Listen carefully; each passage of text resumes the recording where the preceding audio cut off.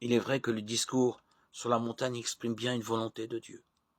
Quiconque écoute ces paroles que je viens de dire et les met en pratique, il en sera de lui comme d'un homme avisé qui a bâti sa maison sur le roc. Matthieu 7, 24. Il est non moins vrai que Jésus est enraciné dans la culture et les moyens d'expression de son pays et de son temps. Il connaît le Talmud, a suivi les cours des rabbins et ne répugne pas à s'exprimer comme eux.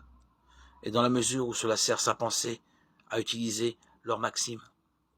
Néanmoins, les différences avec le Talmud sont trop fondamentales pour que l'on puisse donner crédit à cette interprétation.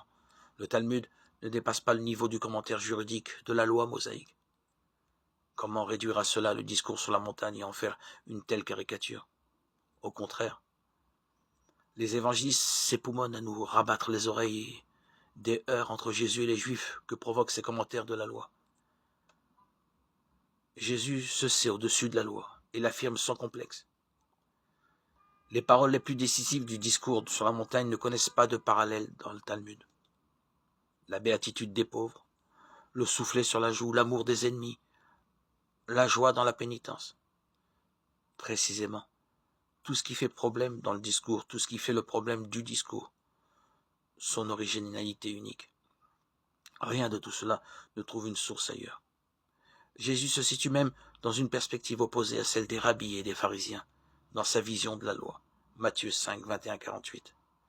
Dans sa conception de l'aumône, du jeûne et de la prière. Matthieu 6, 1, 18.